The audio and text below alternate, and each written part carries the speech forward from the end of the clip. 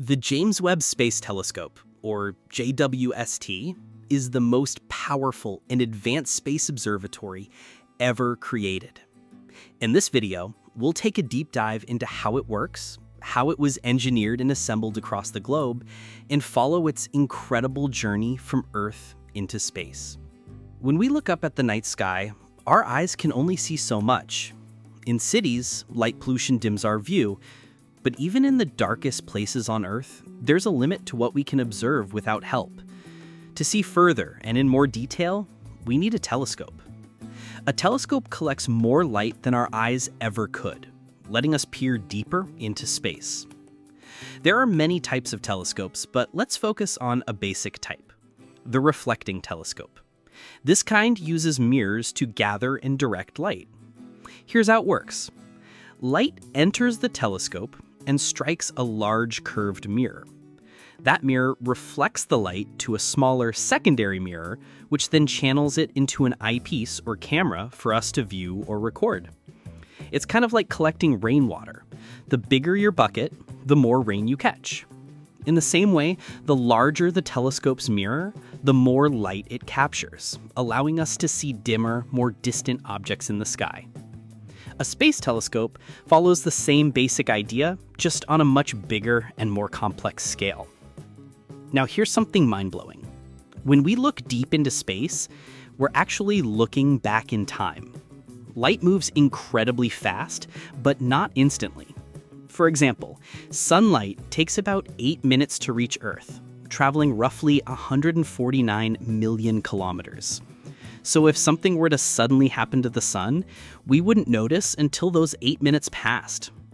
The closest star beyond our solar system, Proxima Centauri, is over 4 light years away. That means when we see it, we're seeing light that left that star 4 years ago. Now imagine looking at stars or galaxies that are millions or even billions of light years away. That's light from the distant past reaching us now. With the right telescope, we can observe the early universe as it was billions of years ago. It's like having a cosmic time machine. This ability to look back in time helps scientists explore some of the universe's biggest mysteries, including how galaxies formed, how stars are born, and even how Earth and life as we know it came to be.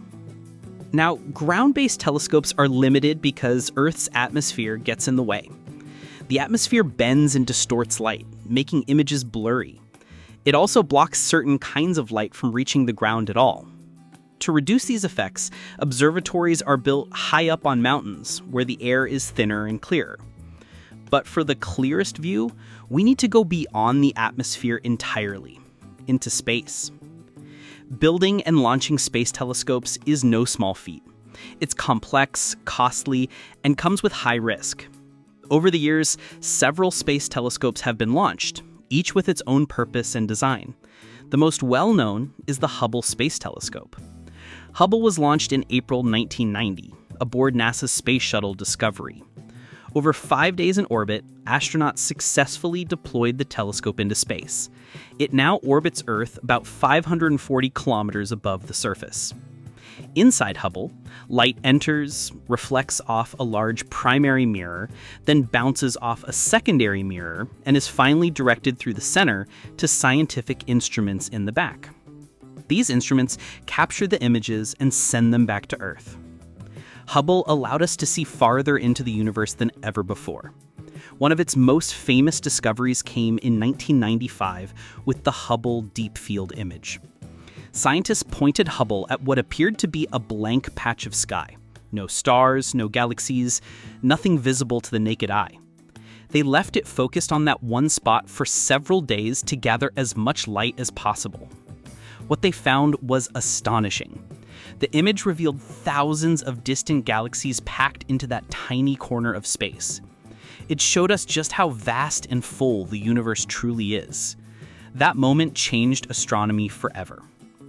Since Hubble orbits relatively close to Earth, astronauts could visit it to make repairs and upgrades. In total, there were 5 servicing missions, with the final one in 2009. The last repairs were made by astronauts who rendezvoused with the telescope aboard the space shuttle. However, after the space shuttle program ended in 2011, no more servicing missions could be planned. As of December 2024, Hubble is still operating, but no one knows exactly how much longer it will continue to function. Even with all its success, Hubble had its limits. It mainly sees light in the visible and ultraviolet parts of the spectrum.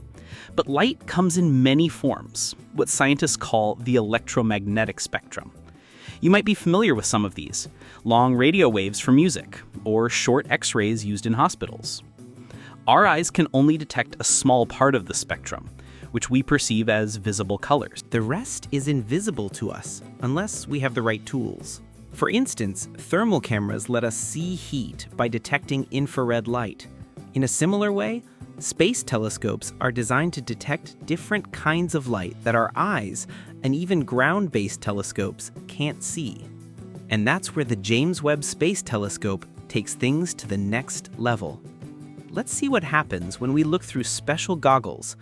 Suddenly, I can see a person inside a house, something that would be completely invisible to the naked eye. These goggles reveal infrared light, which is basically heat that every object gives off. Even though we can't normally see it, infrared light is always around us. The goggles don't create anything new. They just make invisible light visible by detecting temperature differences. Infrared light sits just beyond the part of the light spectrum our eyes can detect. The Hubble Space Telescope is known as an optical telescope, meaning it mainly captures light in the same way our eyes do, but in much finer detail.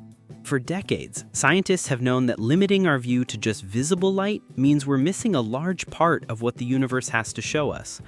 Enter the James Webb Space Telescope, often shortened to JWST, or simply Webb. Launched in December 2021, Webb is still a relatively new observatory. Unlike Hubble, which mostly sees visible light, Webb was specifically built to detect infrared light, opening up a whole new window into space. This allows it to see objects and events that even Hubble cannot. One key idea about the universe is that it's constantly expanding. Galaxies are moving away from us, and from each other. The faster an object moves away, the more its light gets stretched out. This effect is known as the Doppler effect. Because of this stretching, light that may have started in the visible range shifts into the infrared. This is what scientists call redshift. And that's a big deal, because it means ancient galaxies that are extremely far away no longer emit light we can see with regular telescopes like Hubble. We need a powerful infrared telescope, like Webb, to see them. Although Hubble can see a little bit into the infrared and ultraviolet ranges, it mostly focuses on visible light. Webb, on the other hand, was built to go deeper, peering billions of years into the past to study the early universe. Let's take something like a stellar nursery, a giant cloud of gas and dust where new stars are born. Hubble might only be able to capture the outer edges of the cloud, but Webb's infrared vision allows it to see right through the dust and reveal what's happening inside, showing us the process of star formation in detail we've never had before. Unlike Hubble, which orbits Earth, Webb is positioned much farther away, about 1.5 million kilometers from our planet, or roughly 4 times the distance to the Moon. Why so far? Webb sits near a special spot in space known as a Lagrange point, specifically L2. This is a point where the gravitational forces of the Earth and Sun are balanced, making it easier for spacecraft to stay in place with minimal fuel. Being here also helps Webb stay away from heat and light sources that could interfere with its sensitive instruments. Because Webb is designed to detect infrared light, which is essentially heat, it must stay extremely cold and protected from any warmth. Even its own electronics could interfere with observations if not carefully shielded. That's why Webb looks so different from Hubble. Hubble is a long, enclosed tube designed to block out stray light, but Webb doesn't need that same shape because it's parked far away from light sources. Instead, it features a massive, tennis court-sized sun shield made of 5 ultra-thin layers, each as thin as a human hair. This sun shield blocks heat and light from the sun, Earth, and Moon, keeping the instruments in constant shade and near absolute zero in temperature. Webb will never point toward the sun. Even a brief exposure could damage its sensitive sensors. Beneath the sun shield is the spacecraft bus. This section contains the electronics, power systems, communications, and propulsion that keep Webb running and in position. Above the sun shield, the telescope is divided into two main parts: the Integrated Science Instrument Module, or ISIM, in the back, and the Optical Telescope element up front. The large golden mirror at the heart of Webb is made up of 18 hexagonal segments. Hexagons were chosen because they fit together perfectly with no gaps, forming a large, continuous surface. These segments can fold for compact storage during launch, then unfold once in space. This design lets Webb have a much bigger mirror than Hubble. Light from distant stars and galaxies first hits the primary mirror, then reflects to a smaller secondary mirror, and finally enters the scientific instruments. Webb carries 4 main instruments, each designed to capture different details, whether it's measuring faint heat from ancient galaxies, watching stars form, or even studying planets in our own solar system. So how did this incredible telescope end up out there? To understand that, we need to go back in time. Hubble launched in 1990, and even then, plans were already being discussed for the next generation telescope. Progress was slow, and actual construction didn't begin until 2004. The journey wasn't smooth. There were many delays, cost overruns, and in 2011, the project came close to being canceled entirely. But through years of teamwork, spanning multiple countries and space agencies, Webb finally launched in 2021.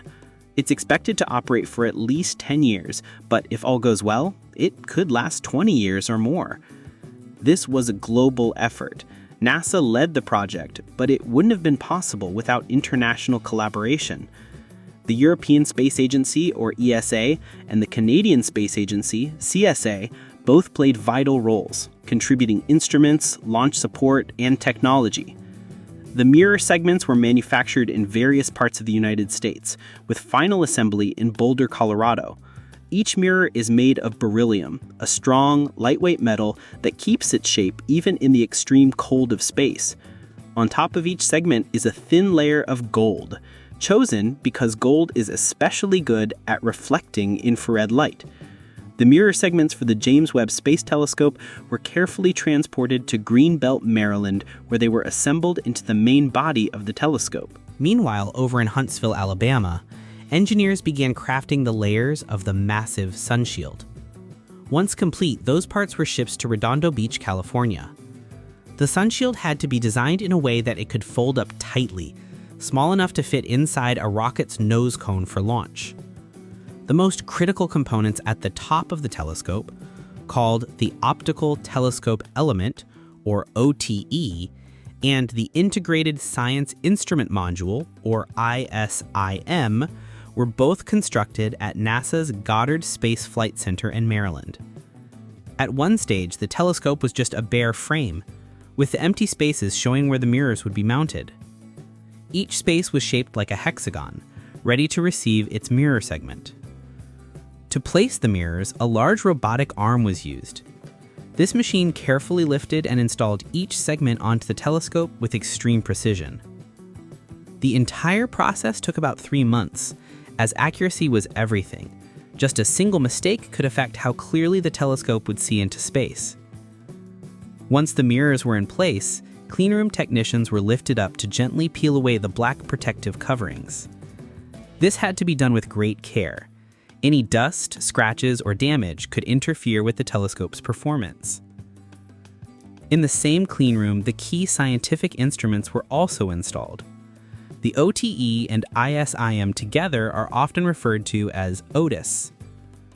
When assembly was complete, OTIS was packed into a specially designed transport container called STARS. It was then loaded onto a massive C-5 cargo plane and flown to Houston, Texas, where it underwent further testing at NASA's Johnson Space Center. There, engineers placed the telescope inside a massive structure known as Chamber A, the largest vacuum chamber of its kind in the world. Otis spent roughly 100 days inside as engineers removed all air and lowered the temperature drastically. These cryogenic vacuum conditions mimicked the harsh environment of outer space and ensured that Webb could handle the extreme cold it would experience in orbit. After this intense testing, Otis was carefully packaged once again and flown back to Redondo Beach, California. That's where the final pieces were assembled by aerospace company Northrop Grumman in August 2019. With everything now complete and fully tested, the James Webb Space Telescope was ready to begin its journey to space. Because of its enormous size, the entire telescope had to be folded into a compact shape for transport and launch. The final destination for launch was the Guyana Space Center and French Guiana near the equator. To move Webb there, NASA had to redesign the shipping method. They built an upgraded container called Superstars, large enough to carry the full telescope while protecting it. First, the telescope was carefully transported by truck to the port, moving slowly and cautiously due to the sensitive cargo. Instead of flying this time, Webb traveled by sea. Loaded onto a cargo ship, it journeyed from California's coast, through the Panama Canal, and finally to South America. The entire trip took about 16 days. The rocket chosen to carry Webb into space was the Ariane 5, provided by the European Space Agency. This powerful and reliable launcher had 2 solid boosters, a central core, an upper stage, and the payload fairing, which is a shell that protected the telescope during the launch. Once in the final assembly building, the telescope was hoisted up and carefully mounted on top of the rocket.